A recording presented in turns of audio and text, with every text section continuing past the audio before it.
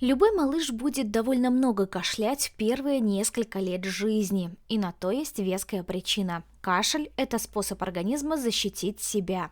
Кашель помогает поддерживать чистоту дыхательных путей, избавлять горло от мокроты, постназального затека или застрявшего кусочка пищи. Но вот когда все становится сложнее. Кашель у ребенка может означать много разных состояний, и не получится спросить его, что не так. Иногда трудно понять, когда надо беспокоиться о кашле у детей и следует ли вызывать педиатра на дом или записываться на прием. Рассказываем, почему кашляют дети и как отличить кашель по обычным причинам от кашля, который требует немедленной медицинской помощи. Когда что-то раздражает легкие или горло, мы кашляем в ответ. Вот некоторые распространенные причины, по которым ребенок может кашлять. Инфекция, аллергия, рефлюкс, коклюш, астма. На что же обращать внимание? Является ли кашель хроническим или случается только во время сна? Он длится несколько дней, сопровождается насморком или заложенностью носа, а затем исчезает. Он случается только в гостях у бабушки. Понимание контекста симптомов является важным диагностическим инструментом для педиатра и может помочь собрать некоторые данные перед вызовом врача. Тем не менее, бывают случаи, когда не следует откладывать вызов врача или обращение за неотложной помощью при кашле у ребенка. Например, если ему меньше 3 месяцев, или когда кашель сопровождается высокой температурой или признаками затрудненного дыхания. Чтобы оценить дыхание ребенка, снимите с него одежду и наблюдайте, пока он чувствует себя максимально комфортно. Вот на что следует обратить внимание при проверке дыхания.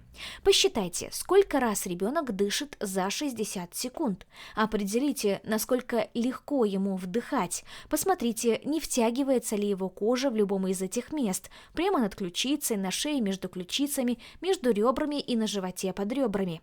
Обратите внимание на ноздри. Если они раздуваются, это также является признаком того, что ребенку становится сложнее дышать. Обратите внимание, может ли малыш сосать грудь или пить бутылочку, как обычно. Вместо этого часто останавливается, чтобы перевести дух. Если вы заметили эти признаки у ребенка, вызывайте врача. А если состояние затягивается или если вы чувствуете, что малыш находится в опасности, не стесняйтесь звонить в скорую помощь. Если у ребенка кашель, важно разобраться в деталях. У малыша может быть 2 вида кашля – сухой или влажный. Сухой детский кашель – этот тип кашля непродуктивен, то есть не производит слизь. Сухой кашель может возникнуть, когда у ребенка простуда или аллергия, и он помогает очистить постназальный затек или раздражение от боли в горле. Влажный кашель приводит к отхаркиванию мокроты или слизи в дыхательных путях. Часто это является результатом респираторного заболевания, которое сопровождает бактериальную инфекцию. Дети младше 4 месяцев в норме много не кашляют, поэтому если они это делают, это серьезный признак. Если новорожденный сильно кашляет зимой, например, это может быть респираторно-синцитиальный вирус, опасная вирусная инфекция для младенцев. У детей старше 1 года кашель становится менее тревожным симптомом, и часто он является не более чем признаком простуды. Если у ребенка сухой кашель и такие симптомы, как заложенность носа, это признак простуды. Надо знать, что по данным исследований почти 87% простуд или ОРЗ являются вирусными заболеваниями. Признаки кашля у ребенка, которые могут указывать на простуду или грипп, включают заложенный нос или насморк, боль в горле. Кашель обычно сухой, но в зависимости от тяжести инфекции может быть хриплая мокрота или небольшая температура ночью. Попробуйте классическую схему: много жидкости и много отдыха. Хотя вам, возможно, и хочется дать ребенку лекарства или сироп от кашля, эксперты не рекомендуют давать их детям младше 6 лет, поскольку исследования показали, что они неэффективны, а у детей младше 4 лет могут быть потенциально фатальные побочные эффекты. Детский кашель от крупа. Круп обычно вызывается вирусной инфекцией, приводит к отеку слизистой оболочки трахеи, закрытию дыхательных путей, что приводит к затруднению дыхания. Лающий кашель, отрывистый, сухой на вдохе. Самый показательный симптом кашля при крупе – слышно, как ребенок кашляет ночью с лающим звуком и затрудненное дыхание. Круп обычно поражает детей в возрасте до 5 лет и часто начинается с обычной простуды или насморка в начале начале дня. После появления кашля круг должен пройти через 3-4 дня. Сначала попытайтесь успокоить ребенка, затем рассмотрите один из следующих методов, чтобы облегчить дыхание. Включите горячий душ, закройте двери ванной комнаты и дайте ребенку подышать паром. Укутайте малыша, если на улице прохладно, и вынесите его на балкон или постойте с ним у открытого окна. Дайте ребенку подышать воздухом из увлажнителя с прохладным паром, если такой есть. Детский кашель от COVID-19.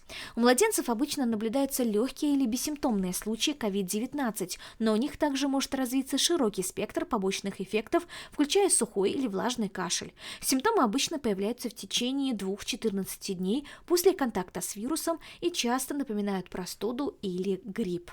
Симптомы COVID-19 сильно различаются. Помимо кашля, у младенцев может наблюдаться лихорадка, насморк, одышка, снижение аппетита, изменения в поведении, рвота, диарея и другие симптомы. В редких случаях может привести к тяжелой болезни, которая требует госпитализации.